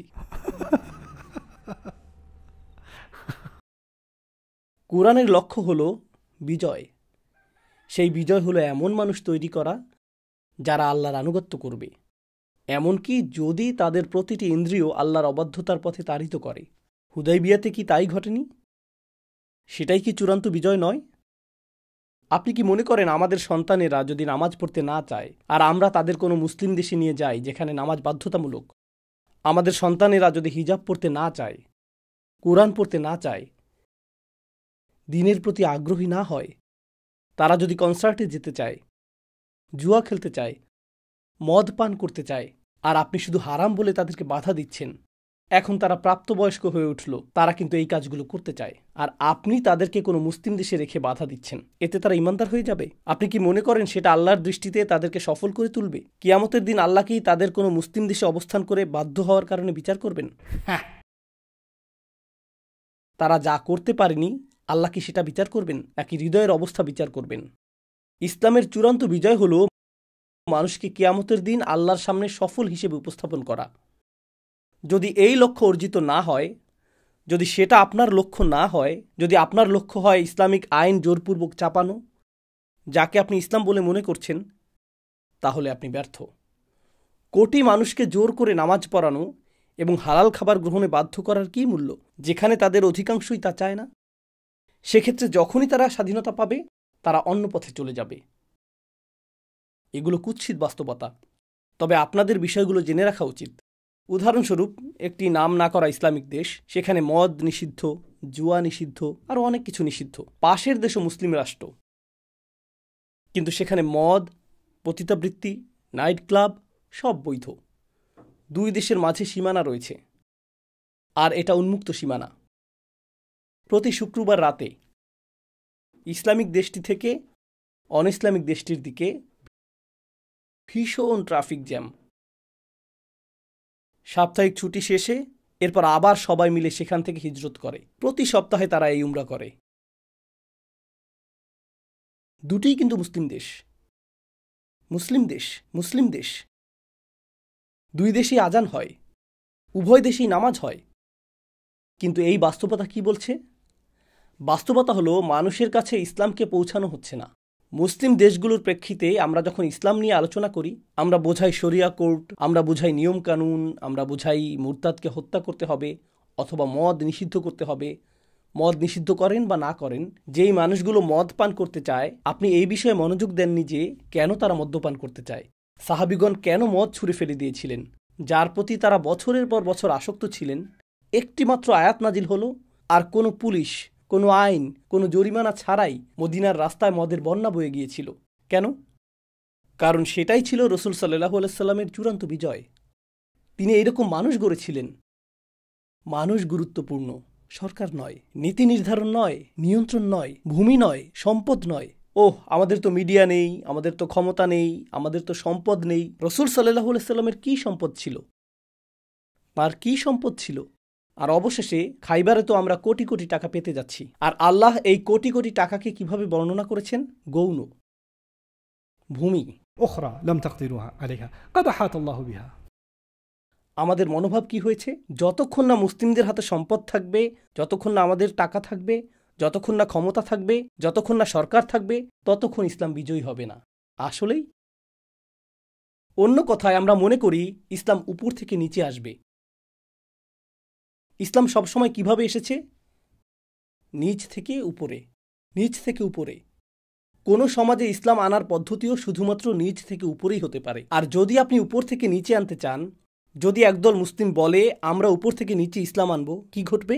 আপনি এটাকে সমাজের উপর জোর করে চাপিয়ে দিলেন। ঠিক যেভাবে কাউকে জোর করে এমন কিছু খাওয়ানো যা সে খেতে চায় না, সে বমি করে ফেলবে, সে শুধু ওয়াক করে বের করে দিবে। আর এরকম যাতে না হয় সেই প্রচেষ্টাই আমাদের করতে হবে। আমার মতে সবচেয়ে বড় যুদ্ধ হলো আমাদের দেশগুলোকে ইসলামিক বানানো নয়। আমার কাছে সবচেয়ে বড় চ্যালেঞ্জ হলো আমাদের যুবকদেরকে কোরআন দ্বারা অনুপ্রাণিত করা। এটুকুই।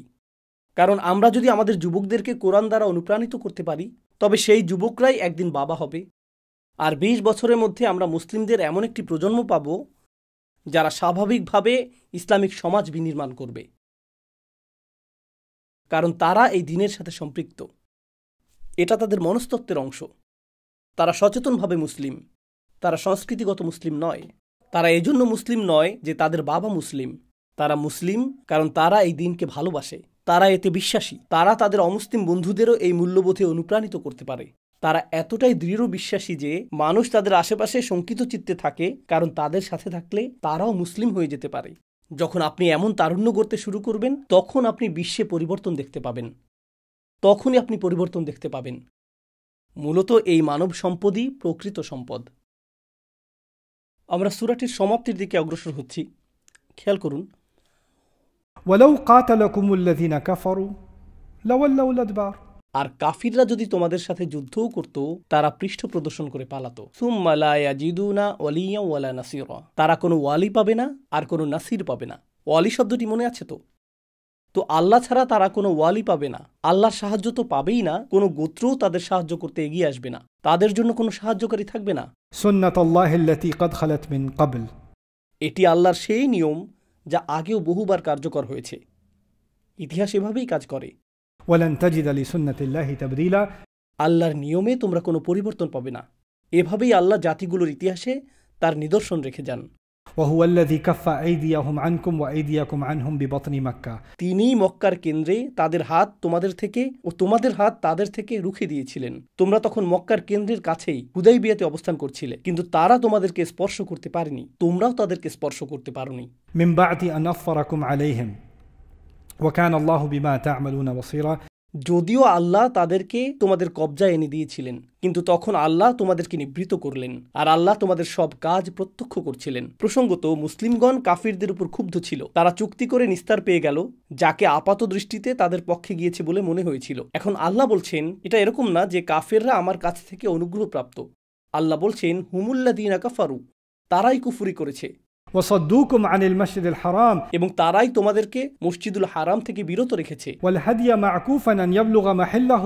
এবং তারা কুরবানির পশুগুলোকে তাদের নির্ধারিত স্থানে পৌঁছাতে বাধা প্রদান করেছে। পশুগুলোর যেখানে যাওয়ার কথা ছিল সেখানে যেতে দেওয়া হয়নি। ولولا رجال مؤمنون ونساء مؤمنات لم تعلموهم। এই আয়াতটি দিয়ে আমি আজকের আলোচনা শেষ করব, কারণ বাকি আয়াতগুলো বেশি ভারী। ইনশাআল্লাহ সেগুলো নিয়ে পরের পর্বে আলোচনা করব এবং পরবর্তী বিষয়বস্তুতে যাব। কিন্তু এই আয়াতটি, ভাই, আপনাদের সত্যি আয়াতটি বুঝতে হবে। আল্লাহ বলছেন, ولولا رجال مؤمنون ونساء مؤمنات لم تعلموهم। যদি এমন কিছু ইমানদার পুরুষ এবং নারী সেখানে না থাকতো যাদেরকে তোমরা চিনো না, তাদেরকে তোমরা কখনোই দেখোনি। কি? এটা সিরাতের প্রায় শেষ দিকের ঘটনা, হিজরতের ৬ষ্ঠ বছর। মক্কা বিজয়ের মাত্র কয়েক বছর বাকি। আর আল্লাহ বলছেন, প্রসঙ্গত, মক্কায় এখনও এমন ইমানদার পুরুষ নারী আছে। দীর্ঘ ১৩ বছর মক্কি জীবনের পর, বদরের পর, ওহুদের পর, আহজাবের পর, এখন হুদাইবিয়া, এখনও মক্কায় এমন ইমানদার পুরুষ এবং নারী রয়েছে যাদেরকে তোমরা চিনোই না। গোপন মুসলিম, তারা মক্কার ভিতরেই রয়েছে। ولولا رجال مؤمنون ونساء مؤمنات لم تعلمون। সেখানে এমনও সাহাবী রয়েছেন যাদেরকে আমরা চিনি না, এমনকি নবীজিও তাদের নাম জানতেন না। أن تطؤوهم। যদি যুদ্ধ বেঁধে যেত, অর্থাৎ হুদাইবিয়ায় তো আল্লাহ আমাদেরকে থামিয়ে দিলেন, তাই না? আল্লাহ আমাদেরকে বিরত রাখলেন। আল্লাহ বলছেন, যদি যুদ্ধ সংঘটিত হতো, তোমরা তাদেরকে পদদলিত করে ফেলতে, এমনকি ইমানদার নারী পুরুষকেও তোমরা পদতলে পিষ্ট করতে, যাদের ইমানের কথা তোমরা জানোই না। কারণ যুদ্ধক্ষেত্রের যুদ্ধ আর শহরে পরিচালিত যুদ্ধের মাঝে পার্থক্য রয়েছে। শহরে পরিচালিত যুদ্ধ, শহরে কারা ক্ষতিগ্রস্ত হয়? নিরীহ মানুষ। তাদের মধ্যে কিছু ইমানদারও থাকবে যাদেরকে তোমরা চিনোই না। কোরআন এভাবেই জনবসতিপূর্ণ এলাকায়, জনবহুল এলাকায় যুদ্ধ পরিচালনার ক্ষেত্রে আমাদের অবস্থানকে পরিষ্কার করে। যুদ্ধ শুধুই যুদ্ধক্ষেত্রের বিষয়, জনগণের উপর যুদ্ধ চাপানো যায় না। আমরা সেটা টার্গেট করি না, কারণ আমরা জানি না কে ইমানদার। لولا رجال مؤمنون ونساء مؤمنات لم تعلمون। প্রসঙ্গত, এতদিন পর্যন্ত কি মক্কা ইসলামের শত্রু ছিল? হ্যাঁ, তাদের সাথে আমরা কতবার যুদ্ধ করেছি? 3 বার, আর হুদাইবিয়া সহ 4 বার। আপনি এই লোকদের বিরুদ্ধে 4 বার যুদ্ধে গিয়েছেন, তাই আপনি ভাববেন যে মক্কা নগরীর সকলেই কি শত্রু? তাদের প্রত্যেকেই আপনার শত্রু। আর আল্লাহ বলছেন, না, মক্কার ভিতরে এমন ইমানদার পুরুষ নারী রয়েছে যাদেরকে তোমরা চিনোই না। আর যদি তোমরা মক্কা আক্রমণ করতে, তাদেরকে তোমরা পিষে ফেলতে। أن تطؤوهم أن تصيبكم معرة بغير علم। আর তখন যা ঘটত, একটি কদর্যতা দেখা যেত, একটি মাআররাহ, একটি মাররাহ তোমাদের মুখমণ্ডলকে আবৃত করত, যা তোমরা জানতেও পারতে না। ঈমানদারদের হত্যার মাধ্যমে তোমাদের উপর এক কদর্যতা চেপে বসত, আর তোমরা জানতেও পারতে না। তাই আল্লাহ বলছেন, এজন্যই আমি যুদ্ধ হতে দেইনি। যুদ্ধ করার জন্য তোমাদের ধমনীর প্রতিটি রক্তকণিকায় আগুন ধরে গিয়েছিল। তোমরা শুধু হত্যা করতে চাইছিলে। রাসূল সাল্লাল্লাহু আলাইহি সাল্লাম শান্তি চুক্তি করলেন, তোমরা শান্তি চাওনি। আল্লাহ বলেছেন, তোমাদের ইচ্ছা অনুযায়ী চললে তোমরা নিরীহ ঈমানদারদের হত্যা করতে, আর তোমাদের আত্মায় এক কদর্য দাগ থেকে যেত, যা ছিল অমোচনীয়, আর তোমরা তা জানতেও পারতে না। আল্লাহ তোমাদের নিজেদের থেকেই তোমাদের রক্ষা করলেন।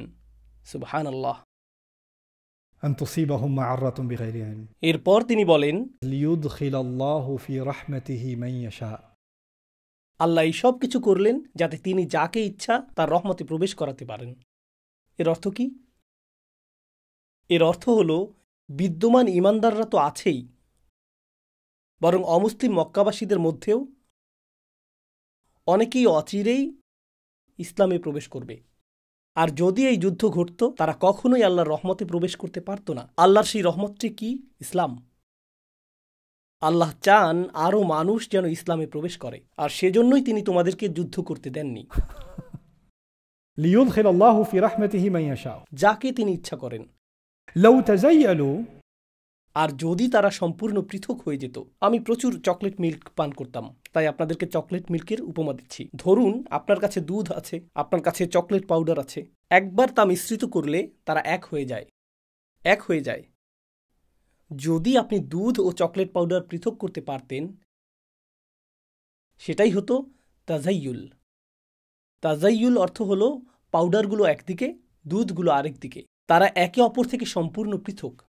আল্লাহ বলেন, মক্কা নগরীতে তারা যদি পৃথক অবস্থায় থাকত, অর্থাৎ মুমিনরা তাদের এলাকায় থাকত, গোপন ঈমানদার বা ভবিষ্যতে মুসলিম হতে পারবে এমন সব মানুষ রাস্তার একপাশে, আর কট্টর কাফেররা যারা কুফরিতে মারা যাবে তারা অন্য পাশে। যদি সেরকম হতো, ব্যাপারটা সেরকম হলে لعذبنا الذين كفروا منهم عذابا أليما আমি নিজে তাদের মধ্যকার কাফেরদেরকে যন্ত্রণাদায়ক শাস্তি প্রদান করতাম। আল্লাহ আমাদেরকে বলছেন কেন তিনি মক্কা ধ্বংস করলেন না, কারণ জনগণ ছিল মিশানো। সেজন্যই আপনি দেখেছেন, মানুষ যখন আমেরিকার পররাষ্ট্রনীতি নিয়ে ক্ষুব্ধ হয় আর রমজান মাস চলে আসে, اللهم أهلك الأمريكان أسقط طائراتهم ربي أريهم آية হে আল্লাহ, আমেরিকানদের একটা নিদর্শন দেখান। ফেরাউনকে যা দেখিয়েছিলেন তা তাদেরকেও দেখান। তাদের বিমানগুলো ভূপাতিত করুন। আর আপনি সেখানে দাঁড়িয়ে আছেন, পরের সপ্তাহে আপনার একটা ফ্লাইট রয়েছে, আর আপনিও বলছেন, ও আমিন।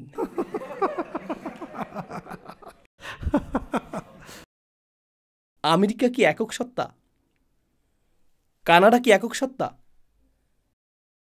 আপনি যদি বিষয়টা চিন্তা করেন, উইঘুর মুসলিমদের প্রতি চীনের নীতি আমার পছন্দ নয়, কিন্তু চীন কি একক সত্তা, একজন ব্যক্তি? সেখানে কি তাজাইয়ুল আছে? সেখানে কাফেররা কি মুমিনদের থেকে সম্পূর্ণ পৃথক? ব্যাপারটা কি এরকম, নাকি এটা মেশানো? আর সেখানে কি এমন মানুষ আছে যারা এখনও আল্লাহর রহমতে প্রবেশ করতে পারে? ليدخل الله في رحمته من يشاء সেখানে এখন যারা অমুসলিম তাদেরও ঈমানদার হওয়ার সম্ভাবনা রয়েছে। অবস্থা কি সেরকম? সেরকমটাই যখন ঘটে, তখন আল্লাহ কোনো জাতিকে ধ্বংস করেন না। আর যখন কাফেররা ঈমানদারদের থেকে সম্পূর্ণ পৃথক হয়ে থাকে, তখন পৃথিবীর এই বোঝা নিশ্চিহ্ন করে ফেলতে আল্লাহর কোনো সমস্যা থাকে না। যারা প্রকৃতপক্ষেই কাফের, পচনশীল বস্তু মাটির উপরে রাখার তো কোনো প্রয়োজন নেই, বরং মাটিকে পুষ্ট করাই উত্তম। সেজন্যই মুমিনরা যখন একটি জাতি ত্যাগ করে, এরপর বন্যা আসে। মুমিনরা একটি জাতি ত্যাগ করে আর আগুনের বৃষ্টি বা ভূমিকম্প আসে, কারণ এখন আর কোনো ঈমানদার অবশিষ্ট নেই। وما وجدنا فيها غير بيت من المسلمين সেখানে মুসলিমদের একটি ঘরও পাওয়া যায়নি, তখনই ধ্বংস আসে। কিন্তু এখন আর জাতিগুলো অতীত জাতিগুলোর মতো ধ্বংস হবে না, কারণ আমাদের সমাজগুলো সবসময় কী ধরনের? মিশ্র সমাজ। আর প্রথম যে মিশ্র সমাজ ধ্বংস থেকে রক্ষা পেল তা ছিল মক্কা। কারণ সকল নবীর কাহিনীর শেষে কি ঘটে থাকে? তাদের শহরগুলো ধ্বংসপ্রাপ্ত হয়, তাই না? এটা কি লূত আলাইহিস সালামের সাথে ঘটেনি? এটা কি নূহ আলাইহিসসালামের সাথে ঘটেনি? সালিহ আলাইহিসসালাম, শুআইব আলাইহিসসালামের ঘটনায় তেমনটা ঘটেনি? মক্কার ক্ষেত্রে কেন তা ঘটল না? এই আয়াতটির কারণেই। لو تزيلوا لعذبنا الذين كفروا منهم عذابا أليما। এটা আমাদেরকে এই শিক্ষাও দেয় যে কোনো দেশকে একক সত্তা হিসেবে বিবেচনা করার এই মানসিকতা কোরআন বিরোধী। আমেরিকাকে আমরা একক সত্তা ভাবতে পারবো না, পাকিস্তানকে আমরা একক সত্তা ভাবতে পারবো না, চীনকে আমরা একক সত্তা ভাবতে পারবো না। পাকিস্তানিরা ভারতকে একক সত্তা মনে করে, আফগানিরা পাকিস্তানিদের একক সত্তা মনে করে। আমি জানি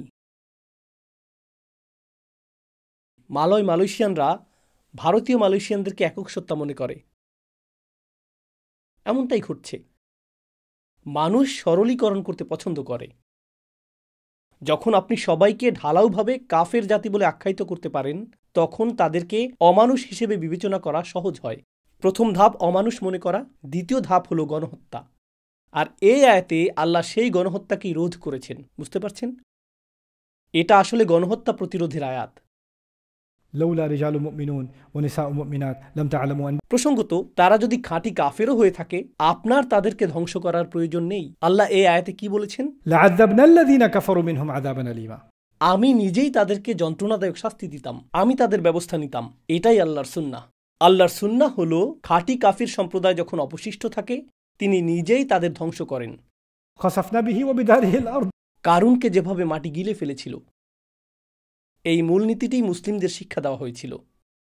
আর মক্কাবাসীদের ব্যাপারে যদি এভাবে চিন্তা করা না যায়, যারা রসুল সাল্লাল্লাহু আলাইহি সাল্লামের সাথে 3 বার যুদ্ধ করেছে, যারা তাকে নির্বাসিত করেছে, যারা আল্লাহর রসুলকে হত্যার চেষ্টা করেছে, তবুও আপনি মক্কার জনগোষ্ঠীকে অতি সরলীকরণ করতে পারেন না। আপনি বলতে পারেন না যে মক্কার সকল জনগণ কাফের। তো আপনি যদি মক্কার ক্ষেত্রে সেটা বলতে না পারেন, তাহলে কিভাবে আপনি পৃথিবীর অন্য কোনো জাতি সম্পর্কে এভাবে বলবেন? কিভাবে মুসলিমরা অন্য কোনো জাতি সম্পর্কে এভাবে বলতে পারে? যদি কোনো জাতি সম্পর্কে এভাবে বলা যেত, সেটা হতো মক্কা। তখন সেটা লাইসেন্স হিসেবে গণ্য হতো। হুদাইবিয়ার শেষে আল্লাহ সেই লাইসেন্স বাতিল করে দিলেন। প্রথম দিকে যখন আমরা এই শান্তি চুক্তি করছিলাম, আমরা প্রচণ্ড ক্ষুব্ধ ছিলাম।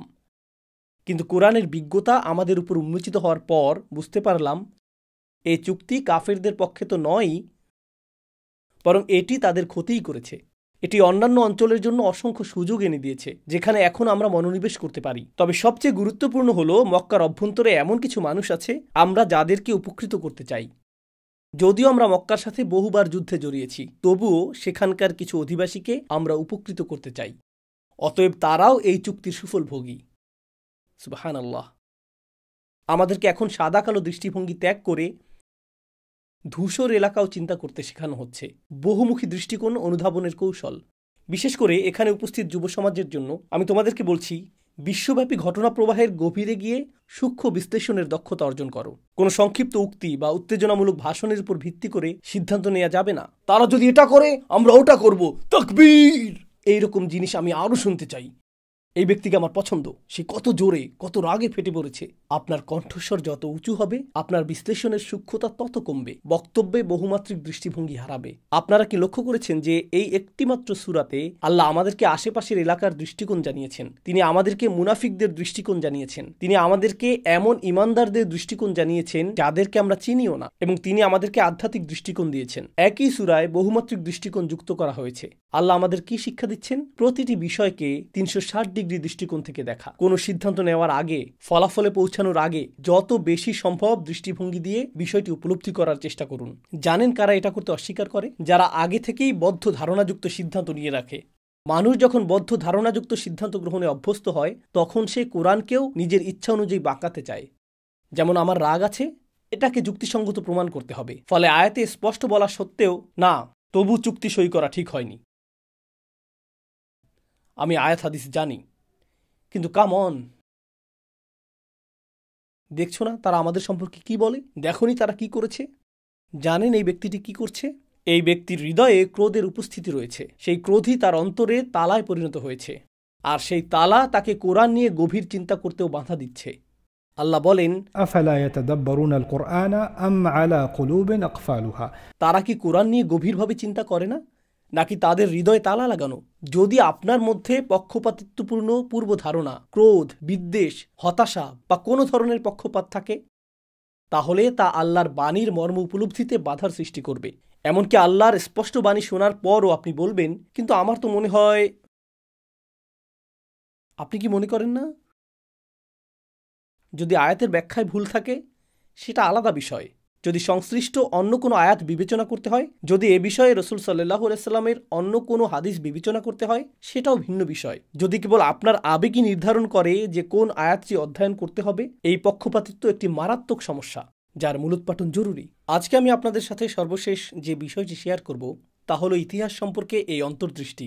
আমি সর্বোচ্চ সততা সহকারে কথাগুলো বলছি। কোরআনের একজন ছাত্র, ইসলামের একজন ছাত্র হিসেবে আমি মনে করি ইসলামের প্রথম দিকের ৫০ বছর আমি আসলে বুঝি না, অর্থাৎ রাসূল সাল্লাল্লাহু আলাইহি সাল্লামের জীবনের শেষ ৫ বছর এবং তার মৃত্যু পরবর্তী ৪৫ থেকে ৫০ বছর, এই সময়কালটা আমি ভালো বুঝি না। ইসলাম নিয়ে যত গভীরে অধ্যয়ন করছি ততই উপলব্ধি করছি যে প্রথম দিকের এই ৫০ বছর সম্পর্কে আমি ভালো বুঝি না। আর সেগুলো না বোঝার কারণ হলো আমি কিছু অসাধারণ বিষয় লক্ষ্য করেছি। যখনই এই ৫০ বছরের কোনো নতুন তথ্য আমার হাতে আসে, আমার দৃষ্টিভঙ্গি সম্পূর্ণ বদলে যায়, সম্পূর্ণ। তখনই মনে হয় আমি যথেষ্ট জানি না, আমাকে আরও খনন করতে হবে, আরও গভীরে যেতে হবে, আরও বুঝতে হবে। এজন্যই নিজের জন্য এই সাধনা চালিয়ে যাচ্ছি, শুধুই নিজের তৃপ্তির জন্য। কারণ ইতিহাসকে আমরা প্রায়ই সরলীকৃত দ্বিমাত্রিক দৃষ্টিতে দেখি, কিন্তু আমি ঘটনার পেছনের বাস্তবতা উপলব্ধি করতে চাই।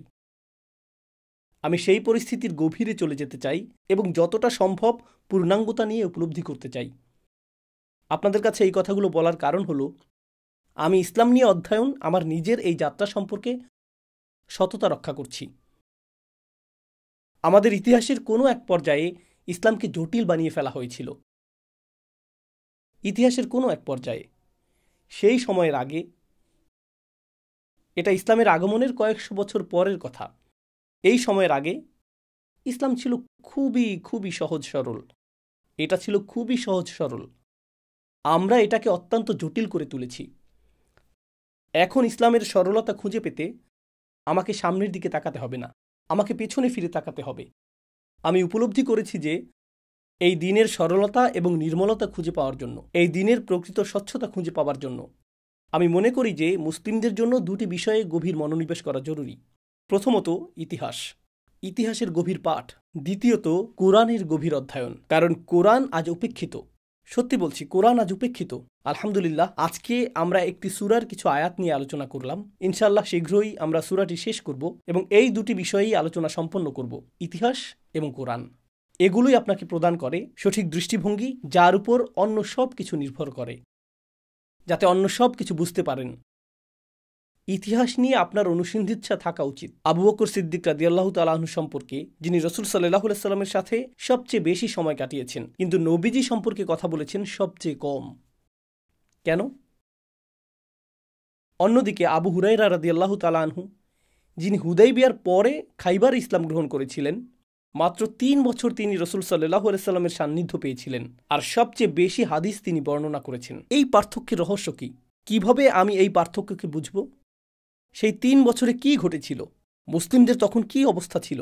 এগুলো তো প্রাসঙ্গিক ইতিহাস, আমাকে তা বুঝতে হবে। শুধু এটা বলা যথেষ্ট না যে আমি একটি হাদিস শুনলাম, ক্বালা রাসূলুল্লাহ সাল্লাল্লাহু আলাইহি ওয়াসাল্লাম। ঠিক আছে, তিনি এটা বলেছিলেন, কখন তিনি এটা বলেছিলেন, কারা উপস্থিত ছিলেন, সেখানে কি ঘটছিল, আমাকে আরও বেশি জানতে হবে। এমনকি আপনারা অতি সরলীকৃত যে বিষয়গুলো মাঝে মাঝে শুনেন, যখন প্রেক্ষাপট জানা না থাকে, সেটা বিভ্রান্তিকর। কখনো কখনো এমন কিছু শোনা যায়, জানি না আপনাদের কেমন মনে হয়, আমি বুঝে উঠতে পারি না, সেজন্য আমি প্রশ্ন করি। আলহামদুলিল্লাহ, আমার কিছুটা পরিচিতির সুবাদে আমি আলেমদেরকে সরাসরি জিজ্ঞেস করার সুযোগ পাই। আমি শুধু মেসেজ পাঠাই, ব্যাপারটা মাথায় ঢুকছে না, একদম বুঝতে পারছি না, সাহায্য করতে পারবেন? তাই সাধারণ মুসল্লিদের অবস্থা কেমন হয় আমি তা কল্পনা করতে পারি, কতটা দ্বিধাদ্বন্দ্বে তারা থাকেন। কারণ এই পথ পরিক্রমায় আমার নিজেরও এখনও দ্বিধাদ্বন্দ্ব রয়েছে। তো আমার আশা হলো কমপক্ষে এই যাত্রাটি, সিরাতের এই খণ্ডিত অংশটি যাতে কিছুটা উন্মোচিত হয়। এখানে আমাদের প্রিয় শায়েখ ইয়াসির কাদিকে অনেক দোয়া ও কৃতিত্ব দিতে চাই, যিনি সিরা নিয়ে একটি অবিশ্বাস্য সিরিজ তৈরি করেছেন। এটি প্রায় ১ দশক বা তারও বেশি পুরনো, আর আমি এখানে তার সেই সিরিজ থেকে খণ্ড খণ্ড অংশ শেয়ার করছি। এটি অনেক অনেক বেশি ব্যাপক, এটি বহু বছরের প্রচেষ্টার ফল। তিনি পূর্ণ সময় দিয়ে ৩-৪ বছর ব্যয় করেছেন এই সিরিজ তৈরি করতে। আল্লাহ তার এই কাজকে সাদাকায়ে জারিয়া বানিয়ে দিন। এটি সত্যি অসাধারণ একটি সিরিজ।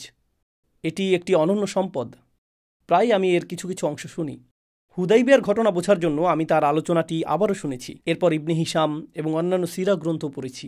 আমি আপনাদের সাথে যা আলোচনা করছি আর তিনি যা আলোচনা করেছেন তার পার্থক্য হলো অনেক সময় তিনি বর্ণনাগুলো সংক্ষেপ করেছেন, আর আমি বর্ণনাগুলো সরাসরি পড়ে আপনাদেরকে অনুবাদ করে শোনাতে পছন্দ করি।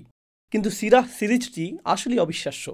আমি মনে করি এটি এমন একটি ধারাবাহিক আলোচনা যা শোনার জন্য আপনার সন্তানকে উৎসাহিত করা উচিত। এই সিরিজটি ইউটিউবে পাওয়া যায়। এটির সুযোগ নেওয়া থেকে আপনারা কোনো কারণেই বঞ্চিত থাকা উচিত না। এমনকি ধীরে ধীরে শুনে এটি শেষ করতে যদি আপনার কয়েক বছর সময় লেগে যায়, এটি রাসূল সাল্লাল্লাহু আলাইহি ওয়াসাল্লামের জীবনের প্রতি আপনার দৃষ্টিভঙ্গিকে সম্পূর্ণ বদলে দেবে। এরপর যা করতে হবে, একদিকে সিরাহ, অন্যদিকে কোরআনের সমন্বিত পাঠ। কারণ কোরআন হলো অন্য ধরনের সিরাহ। বইয়ে প্রাপ্ত সিরাহ হলো মানব প্রদত্ত বর্ণনার সমষ্টি, আর কোরআন হলো আল্লাহর দৃষ্টিকোণ থেকে সেই একই ইতিহাসের বর্ণনা। এটাই আসলে সিরাহ। এটাই রাসূল সাল্লাল্লাহু আলাইহি সাল্লামের 23 বছরের জীবন। এটাই আসলে সিরাহ। এটাই রাসূল সাল্লাল্লাহু আলাইহি সাল্লামের জীবন, তাই না? এটা আসলে এরকম। তাই আপনার কোরআন পড়ার অভিজ্ঞতা আমূল বদলে যাবে যখন আপনি এভাবে পড়বেন। আল্লাহ আমাদের সবাইকে তৌফিক দিন। জাযাকুমুল্লাহু খাইরান। أشهد أن لا